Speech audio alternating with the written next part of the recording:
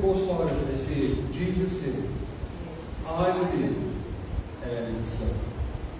Weet jy wat dit is? Ek het dit goed hier.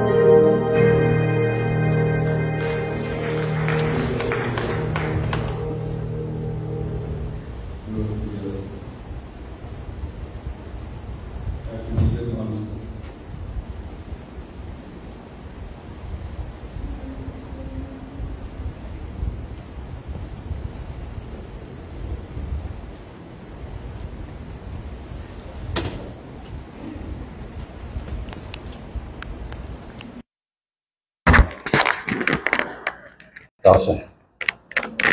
Loof die Here. God is goed. Vir die Here is niks onmoontlik nie. Daar's 'n paar teksverse, as ek hulle so in lyn sit, dan sê Lukas 1 vers 38 van my, 37 van my, by God is niks onmoontlik. En dan kom 1 Petrus 5 vers 7 wat sê, werk jou bekommernis op hom wat hy sorg vir jou. En dan gaan ek terug en dan sê ek, wees altyd vir alles dankbaar. Want by God is niks onmoontlik nie en hy kan verander, en hy kan voorsien, en hy kan jou omstandighede verander. Amen. Loof die Here.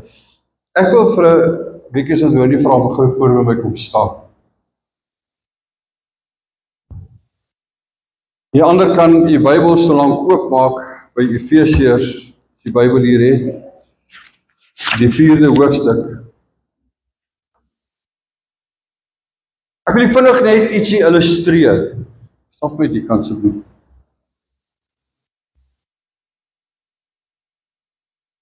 Daar het nou in hierdie twee se lewe iets gebeur. Nou nie regtig nie, ek illustreer net iets. Wiekels is soos baie ander mans, soos ek ook, het hy nou iets gedoen wat hy nie moes gedoen het. En Leonie het net soos baie ander vrouens al vir hom vervies. En nou wat sê dit, wat sy het,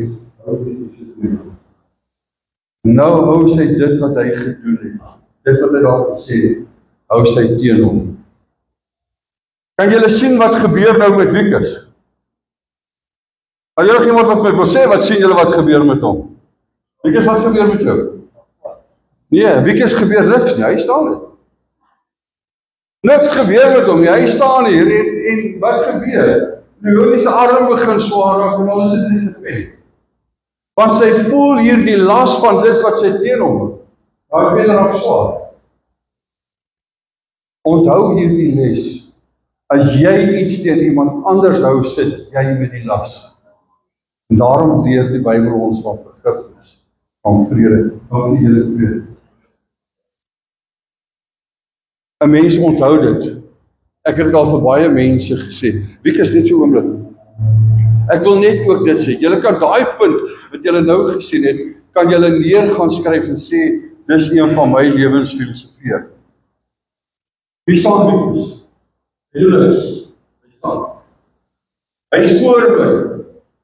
Ek het 'n probleem met hom.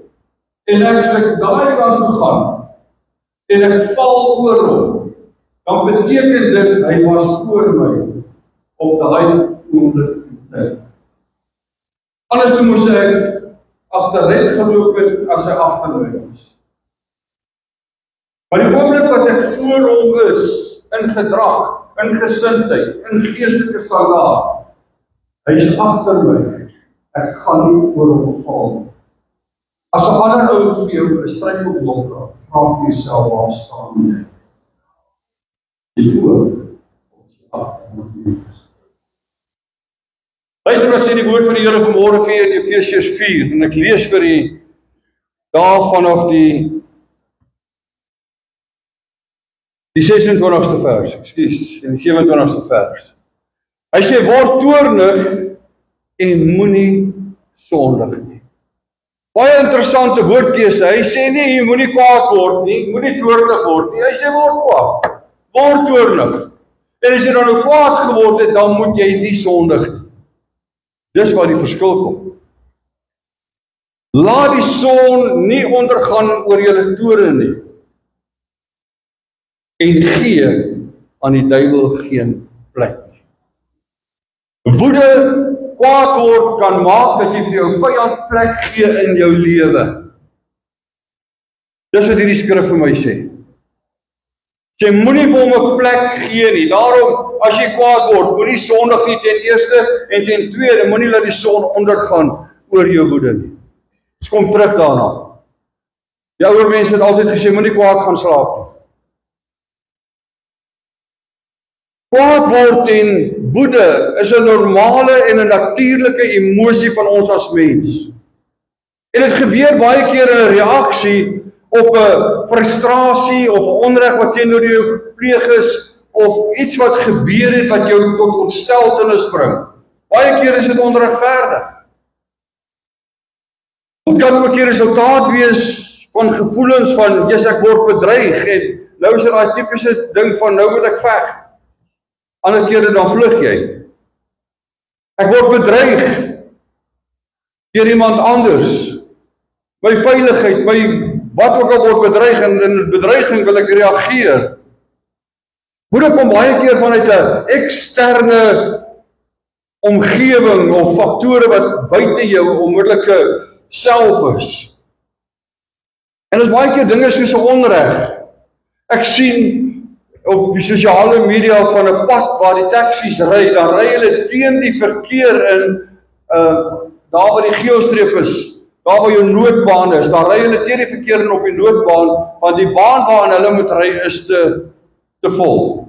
Hulle wil nie wag nie, hulle is mos haastig, altyd haastig. Of hy maak in 'n interseksie, maak hy 'n U-draai. Of hy parkeer sommer langs 'n ander motor in die baan waarin jy moet ry. Dis al daardie goeders wat padvoede veroorsaak. As ander goeders sekerlik ook. Maar dit is eksterne faktore wat maak dat ons as mens kwaad raak. Dat jy ongelukkig raak. Dan begin jy nou vir 'n ou skel, of jy begin vir hom vinger wys, of jy begin iets doen wat nie vir jou tot voordelige situasie kan lei nie. Dit het konflik tot gevolg. Dan sal interne faktore in 'n mens se lewe wat ook kan lei tot kwaad word, tot gevoelens van woede. En dit sluit dinge in soos onverwerkte trauma, swak of 'n oordrewe selfbeeld, stres, spanning, moegheid. Dis baie interessant as mense argumenteer en redeneer hoe hulle stemme verhef. Hulle gaan nie die argument wen met hoe harder hulle praat nie, hulle gaan die argument wen met logika, maar die feit dat hulle harder praat, bring hulle by 'n punt waar hulle sê, ek het nie 'n goeie argument nie, nou wil ek jou oordonder, ek wil jou oorweldig met 'n harde stem. Jy verloor net. Dan is daar ook dinge soos kognitiewe oorsake. Dis die wyse waarop 'n mens dink en waaroor jy hoe jy 'n ding of 'n situasie interpreteer. Jy luister na 'n ander ou en wat hy sê maak jou kwaad, want jy het 'n bepaalde verstaan, jy het 'n bepaalde interpretasie daarvan, en dit maak jou kwaad. Dis nie te sê dat jou interpretasie is reg nie. Baie keer is dit iets wat jy geleer het van kleintyd af. Jou pa so reageer, of jou maat so reageer, en jy daai gedrag aangeleer, en dit is jou eerste reaksie, omdat daar iets gebeur wat nie na jou sin, smaak of opinie is nie, dan reageer jy op daai wyse wat konflik kan veroorsaak. Dit bring jouself by 'n plek van woede of kwaad word. Baie keer is dit wanneer mense kwaadwillig en opsetlik iets doen wat vir jou 'n negatiewe konnotasie het.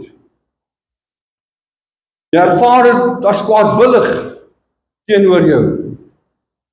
Kwaad word kan ook wees 'n resultaat van hoe jy groot geword het, soos ek gesê het, en jy het gedrag geleer, en daardie gedrag is wat jy dan nou uitleef, maar die probleem is met hierdie gedrag wat jy geleer het, jy is ook besig om dit te moduleer. As daar kinders of iemand is wat na jou kyk, dan sien hulle, dis hoe pa reageer, dis hoe ma reageer, dis hoe my oom of my oupa of wie ook al reageer as hulle kwaad is, en daai kind leer dit. Want 'n kind leer meer met die oë, hy luister beter met die oë as met die ore. Ek het nog nooit gehoor dat my ma vir my gesê het, kan jy dan nie sien nie? Miskien 1 of 2 keer wat ek dalk ietsie vasgeloop het of wat. Maar ek het baie gehoor wat sy gesê het, as jou ore, het jy nie ore nie. Want ons luister met hierdie meer en beter is met hierdie. Kwaad word en woede kan verskeie negatiewe gevolge in jou lewe en in my lewe, en daarom is dit nie goed vir jou en vir my om kwaad te word nie, en die Bybel leer vir ons dat dit is nie goed vir ons nie. Ek het al gehoor dat iemand sê, man, jy wil nie so kwaad word nie, jy sal 'n aardbas. Julle het dit al gehoor, wat gebeur is wanneer jy vir ou sê jy sal 'n aardbas, dan beteken dit hierdie ou se woede gaan op, sy hartklop gaan vinniger en vinniger, en sy bloeddruk styg, en as die bloeddruk te hoog styg, veral as hy bietjie goed gebou is soos ek, en wanneer hy dalk 'n probleem het met bloeddruk en wat ook al, dan styg daai bloeddruk dat hy werklik 'n aardstelbas is as gevolg van sy woede. Daar's baie praktiese riglyne wat jy en ek kan volg. Ons kan ons denke verander. Wanneer jy 'n psigiater of 'n sielkundige gaan sien oor 'n woedeprobleem, is dit een van die goed wat hy vir jou gaan sê. Jy moet kognitief anders hanteer, en jy met ander woorde moet jy anders dink oor 'n situasie. Jy moet jouself 'n paar vrae vra, is dit nou regtig so erg dat ek nou my toys uit die slaapplekjie uit moet gooi? Is dit nou regtig so erg dat ek nou so moet optree? Partykeer tree ons op nog voordat ons dit kan beheer. Maar jy sien, die gedrag hoe jy optree wanneer jy kwaad word, is 'n aangeleerde gedrag. Maar wanneer jy dit afleer, as jy so by die 27ste keer kom, wat jy nie meer 'n ding gedoen het nie, het jy 'n slegte gewoonte afgeleer. Maar dit vat so 3 keer se doen, dan jy 'n slegte gewoonte aangeleer. Jy kan jou denke verander oor hoe jy oor 'n situasie dink, en wat jy vanuit 'n situasie verwag, of wat jy van mense verwag. As jy dit kan regkry, gaan jy baie van jou kwaad word en jou ontsteltenis in hierdie lewe verander. Ek het geweet waarvoor sy motor se toeter. As daai taxi voor my inry, het ek met hom gepraat deur hy toeter. Ek het daardeur vir hom gesê, jou onnoosel, jou blinde, jou padvat, weet wat jy dit wil noem. Kan jy nie sien ek is hier nie, kan jy nie sien jy oortree wet nie. En ek het eendag het ek net besef, wat wen ek daardeur? Hy gaan dit nog steeds doen, hy gaan hom nie aan my steur nie, hy gaan dalk net in 'n argument beland. En ek het opgehou om die toeter daarvoor te gebruik. Deesdae gebruik ek hom net as ek in die motor sit en wag en Elna is nog nie daar nie. En dit, broers, wil ek vir jou sê, is 'n oorsaak van konflik. Moet dit nie probeer nie, jy gaan raas kry. Dink ek is 'n slegte vrou vir wie jy toeter kan druk? Weet dat hoor jy dalk sulke goede. Jesus het vir sy disippels 'n paar lesse geleer ten opsigte van kwaad word. In die tuin van Getsemane, wou soldate Jesus gevange neem en wat is Petrus se eerste reaksie? Hy pluk 'n swaard uit, hy kap 'n ou se oor af. Hy was ontevrede, hy was ongelukkig, ek glo hy was kwaad geweest. Wie is julle wat nou wil kom van ons vrede, wil kom versteur? Ons is net besig om te bid hier, en nou kom julle hier en julle wil die meester kom arresteer. Dit werk nie so nie. Kap hy ou se oor af. En wat maak Jesus? Hy vat die oor, hy sit hom terug, hy maak die ou gesond. En dan lees ons daar in die boek Handelinge, waar die Here met hom praat, of hom sê, hey, dis nie die manier hoe jy dit doen nie. Jesus keer hom, hy genees hierdie ou se oor. Lees maar Johannes 18 vers 10. Lees maar Lukas 22 vers 57. Dan sal jy sien dat Jesus het vir Petrus tereggewys en gesê, nee, dis nie die manier nie. Dink anderster daaroor. Om kwaad te word is nie sonde nie. Ons almal word kwaad, dis 'n emosie wat die Here vir ons gegee het. Partykeer gee hierdie emosie vir ons dapperheid om iets te doen wat jy andersins nie sou gedoen het. Jesus self het kwaad geword. Jy kan lees daar in Markus 3 vers 5. As kwaad word kan selfs 'n regverdige reaksie wees op onreg teenoor jou of iemand anders gepleeg. Soos toe Jesus daar in die tempel kom en die geldwisselaars daar op hoop gejaag en uitgejaag. Hierdie ouens was besig om die wet van God te verontagsaam.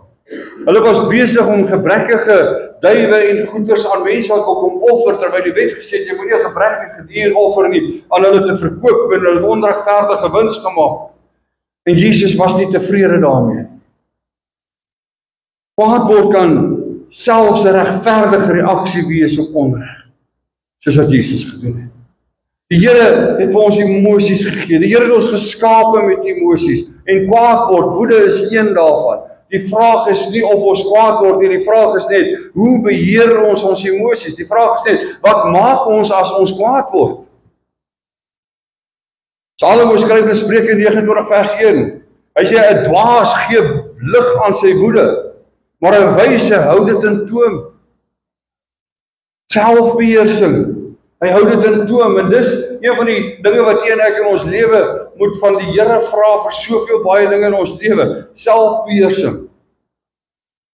Ek moet vir eerlik sê, ek sukkel partykeer met selfbeheersing. As ek daar by 'n tafel sit en daar's 'n bak roomys, veral as dit sjokolade is, dan is selfbeheersing maar min en wilskrag is ook maar min. Maar 'n mens moet eers, né?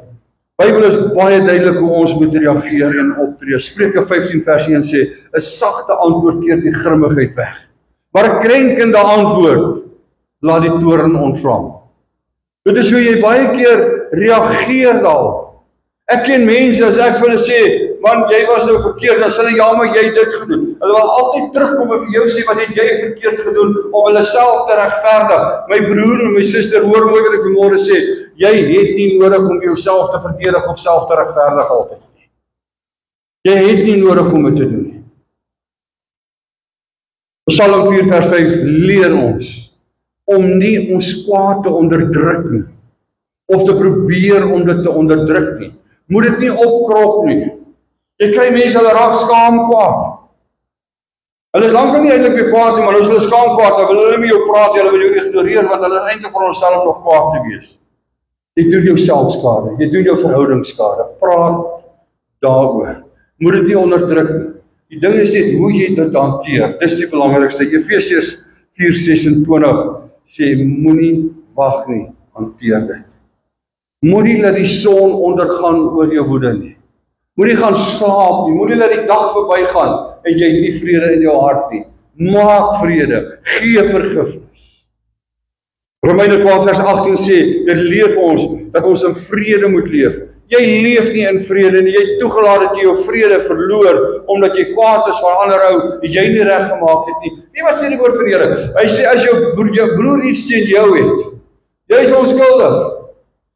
Leon het hier gestaan met die pen, sy het iets teen Wieke gehad. As Wieke sien, sy het iets teen hom, wat sê die skrif moet hy doen? Hy moet na haar toe gaan en sê, ek is jammer, kom ons maak vrede. Dis nie altyd die ou wat skuldig is wat met vrede maak nie, dis skrif die ou wat onskuldig is.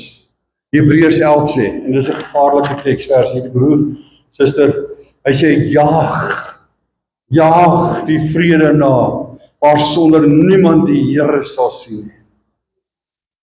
Hoor jy wat sê hy? Hy sê, jaag die vrede na, want sonder die vrede gaan jy nie die Here sien nie.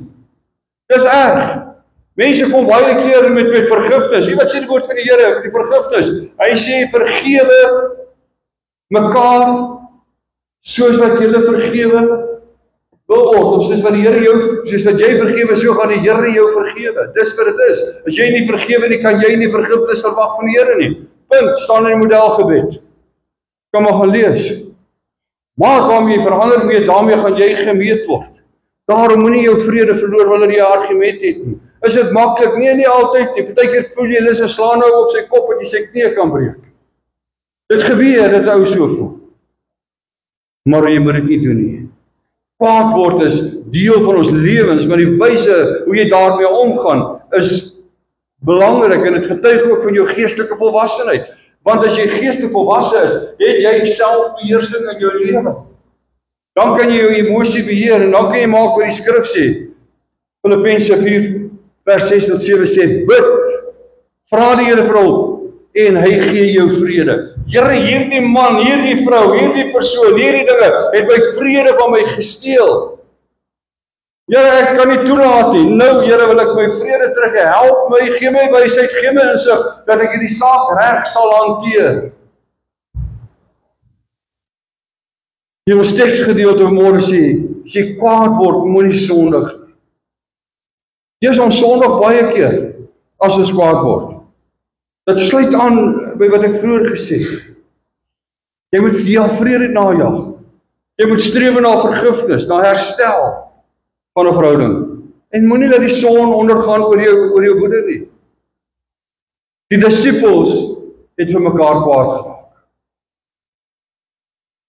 En daaruit leer ons, dis natuurlik, selfs vir gelowiges. Jesus het ook kwaad geword. Maar die verskil is wanneer jy kwaad word, moet jy sondig nie. Jesus gee ons leiding oor hoe ons woede moet hanteer. En hy het met herhaling geleer, liefde, vrede, vergifnis, selfbeheersing, strewe na vrede. Die vraag vir elkeen van ons vanmôre is, my broeder en my suster, wat maak ons, hoe reageer ons as iets ons kwaad gemaak het? Wat maak ons met daardie woede? Hoe hanteer ons dit? Sondig ons in die proses. Jy verloor jou getuienis as jy kwaad word. Ek het nou vanmôre 'n ballon gehad wat ek nou vir julle iets wil illustreer. As jy 'n ballon opblaas, en as jy lekker groen opblaas en jy prik hom, dat hy was, wat gebeur met daai ballon? Hy raak pap en jy sukkel om weer te gebruik. Dis hoe ons as Christene ook is. Ons is gevul met God se gees. En dan wanneer ons kwaad word, is ons net soos 'n ballon wat geprik word en dan gaan alles wat in jou behoort te wees, en jy verloor jou waarde en jy verloor jou getuienis in die proses. Ek dien 'n God van liefde. Ek dien 'n God van vrede. Ek is sy arm, sy hand uitgestrek hier. Daar's 'n liedjie wat sê, "His hand extended." Ek moet dink aan 'n plek, ek kan nie die plek se naam so vinnig onthou nie, waar daar 'n standbeeld was wat in die Tweede Wêreldoorlog onder die bomme en goedele geloop het, en die standbeeld wat daar gestaan het met arms. Sy hande is afgekap. Hier staan die standbeeld sonder hande. En dan moet ek kom regmaak en een van die manne by die kerk sê, "Wow, ons gaan nie hierdie standbeeld regmaak. Ons gaan nie vir hom nuwe hande gee nie." En as mense ons vra hoekom nie, dan sê ons want ons is God se hande.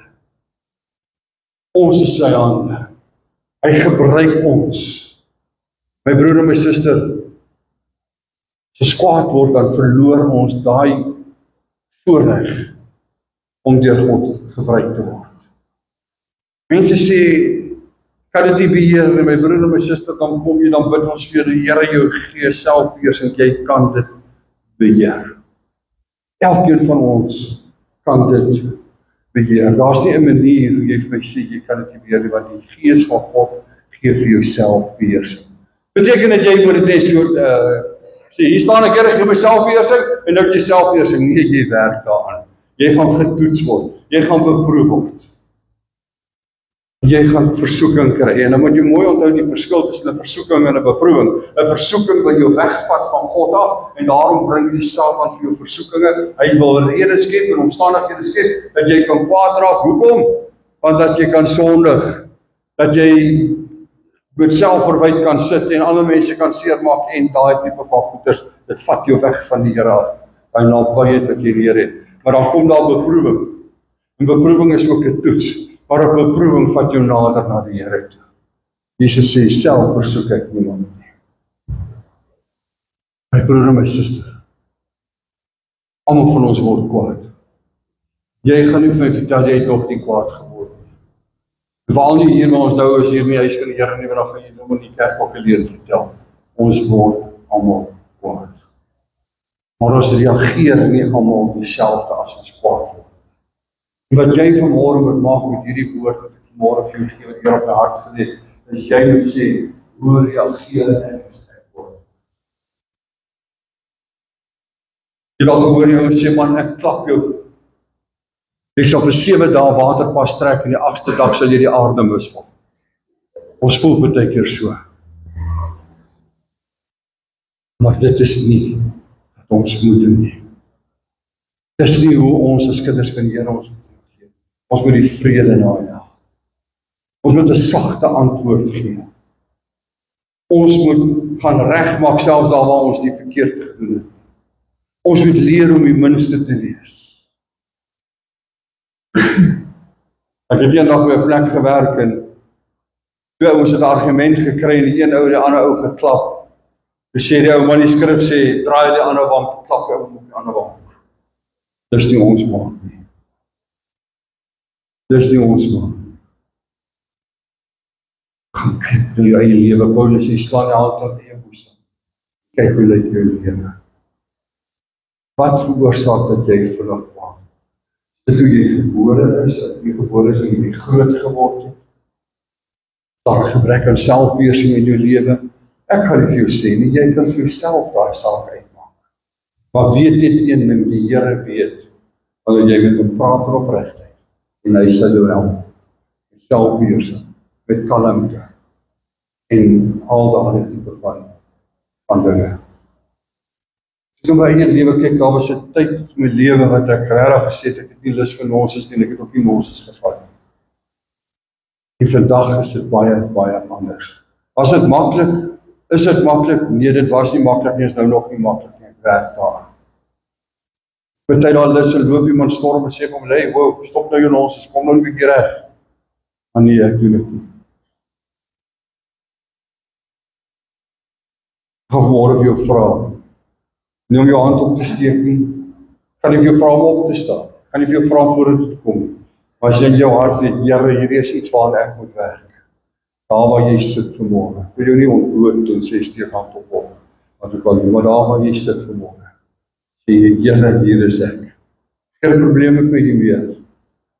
Ek veroorsaak met die manier hoe ek dinge doen en hoe ek dinge sê, dat ander mense gekrenk voel, en dat ander mense voel dat se onreg teen hulle gepleeg, dat ander mense voel dat dis nie reg wat met hulle gebeur of hoe dit met hulle hanteer word nie, en dat hulle kwaad wil word.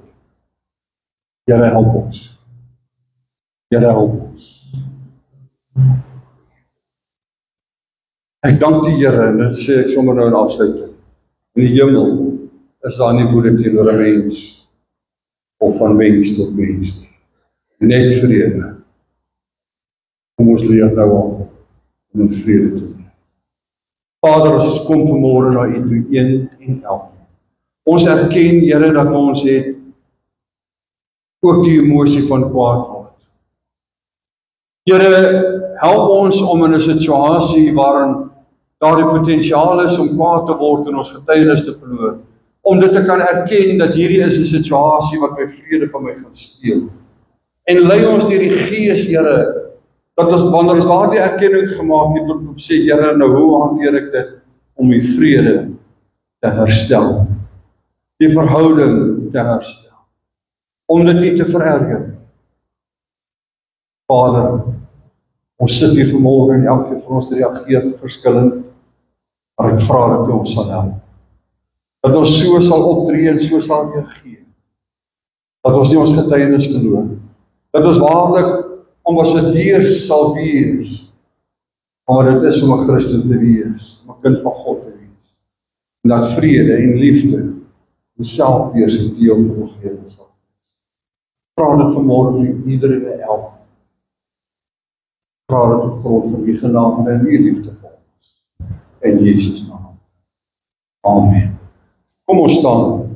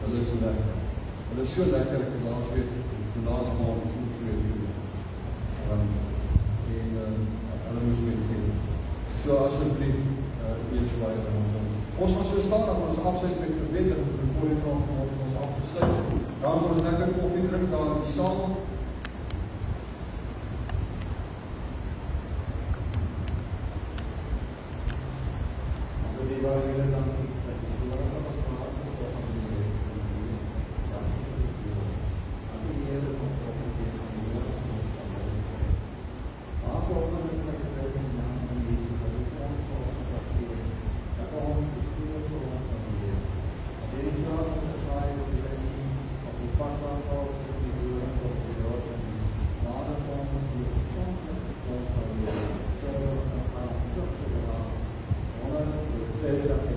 gebouwde en dat die naam van die Here van die alles verleer en verheerlik sal word. Dan die Here vir die groot genade hier vanoggend gehoor, elke woord, elke nood, elke strijd waarna ons verkeer. Want die woord